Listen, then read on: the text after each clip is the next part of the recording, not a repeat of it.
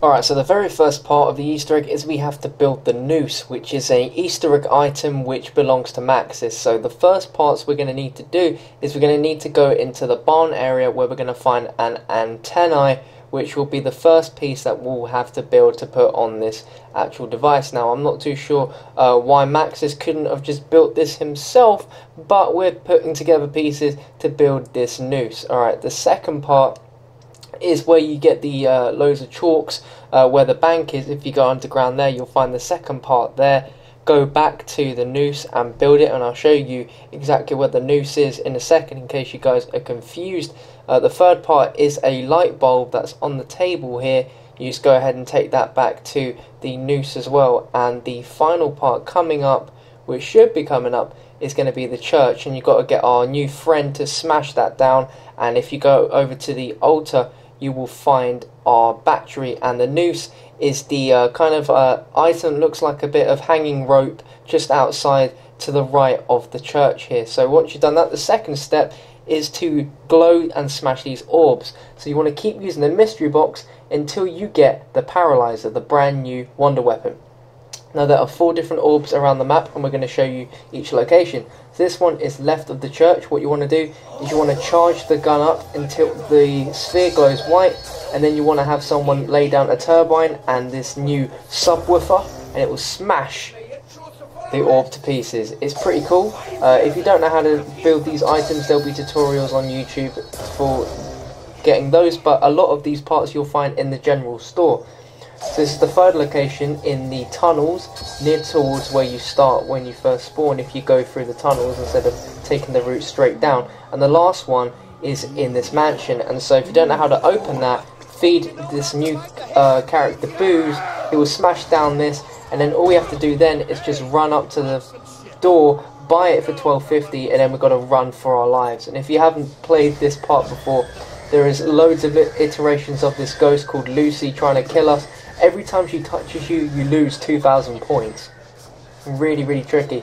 So once we get here, we're into the maze. And if it's your first time going through the mansion, when we kill all of the ghosts, you get yourself a free perk. Now here's the last orb.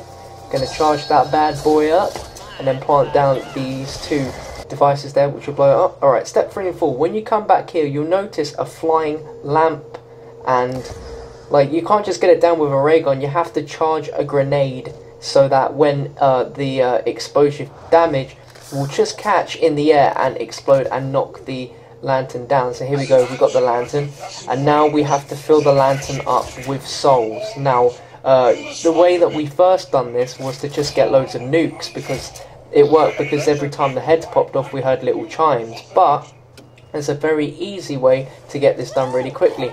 Feed candy to our new friend, I'm going to call him Lenny, and every time he smashes the zombies you can hear like a very weird kind of sound effect, which you can hear sounds like chimes, and that's us filling up the lamp. So you just want to do that, and when you feed the new character Lenny, I'm going to call him Lenny because he's, you know, of Mice and Men, he's quite big and dopey. If you feed him the candy, he will follow you about. So basically, if you fed him, make sure you're running into the zombies, so he will smash them to bits. He'll punch them, he will curb stomp them. He's quite a rough guy when he eats some sugar, so I wouldn't try and mess with him. But you'll know when you've done this step correctly, because you'll hear Maxis say this quote.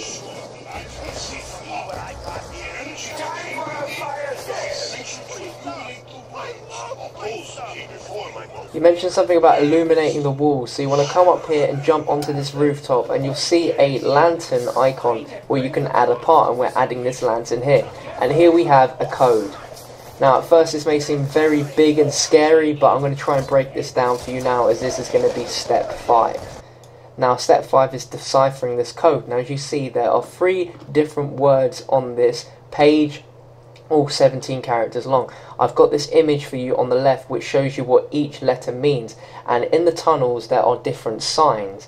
Now if you can work out what these letters mean from the symbols, then you can work out what signs you need to hit in the order. So if we look at the bottom line, we can see that it ends with, it looks like S and T, so we know that the last thing that we have to hit is S and T. And if you look at the first line, it ends with an S, and then you can just work out from there. I mean, when we were deciphering this code. We never had what I've got on screen to show you guys, but the code that you see on the wall changes every game, so it's not necessarily going to be the same code that you can see on the video right now, but hopefully that's a decent enough explanation for you guys to show you how to decipher this code. So once you've learned how to decipher the code, you're going to run up into the tunnels and you're going to find the names of the different places in the tunnels, and you're going to have to knife them with either a Bowie knife or galva knuckles, and when you do that you'll see some weird red mist come out of the signs. When you've hit the 3 signs correctly, you'll see an electric spark come out, and we'll show you that now. At this point of the Easter egg, someone should have a time bomb out of the box and should have placed it down so that they can revert to this state again. As you can see, an electric kind of sparks come out. You want to have someone training the zombies around here, because this thing survives on zombie life and it has to pass through zombies to actually keep the light strength. So as you can see, it's on the path there towards the barn. I'm training some zombies in there, and as it drops down, the light becomes more powerful and it actually sparks through the zombies and creates like really shiny glowy hands. But that's when you know that the light has passed through the zombies and it's made the light even stronger. So we're following its journey here. It's going to come past Mule Kick and it's going to go towards the bar area. Now there should be a train of zombies around here, so it will pass through them, and as you can see the light is really strong, and it's going to be really strong, and it's going to light up the light bulb in the noose. Now like I said, when this part happens and we get the first light bulb activated, someone needs to activate the time bomb and revert us back to where we first dropped it. So as you can see now, it makes a little bit more sense.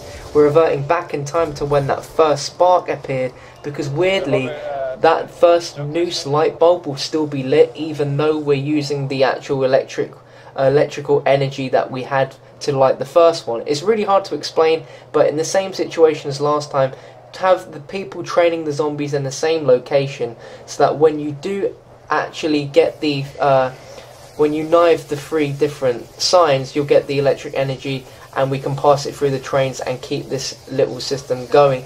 It may seem a bit weird at first, but if you make sure you follow the tutorial and make sure that you have good communication skills with your team, then there shouldn't be too much of an issue. It is literally just training zombies in particular areas and just having one person follow the light. If you steer away too far from the light, then the light will actually die out and you'll have to knife the signs again to actually get this light again. But as you can see there, second light, simple as that. Once completing that step, we now have the bell switch. Now there's going to be 3 different locations where there's going to be 3 different bells. Now in the courtroom, there is 3 bells in this room. There's a bell on the table that you can see that I'm looking at to the left. There's one right behind me, and there's also a bell on a bench. And there's basically, there's the courtroom, there's the barn, and there's also the candy shop, which has 3 different bells. Now someone has to go into the mansion, and as you're going along, you will see a sofa with a weird kind of board on it that has a lever. Now as you can see, when activating different bells, it will activate different lights. To make things easier for you guys, I've got an image up here which shows you labelled which parts of the lights of the candy room, which ones are the barn and which ones the courthouses. So get your friends to ring a bell and then associate that bell with a number, so that way you can tell your friends that, oh, this bell is number 1, this bell's number 2, number 3. So when you do pull the lever and you see these lights coming on, you can shout out what number is coming up so you can tell your friends which ones to press.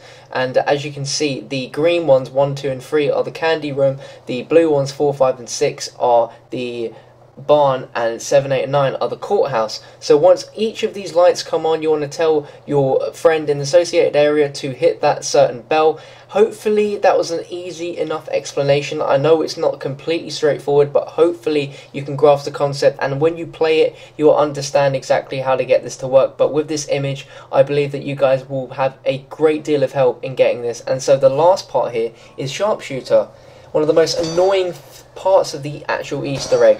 Now there are 4 different places where there are sharpshooter targets, and you've got to make sure that with the new big guy Lenny, you feed him booze and make him smash the fountain that is in the graveyard, otherwise you can't get the fountain to spawn.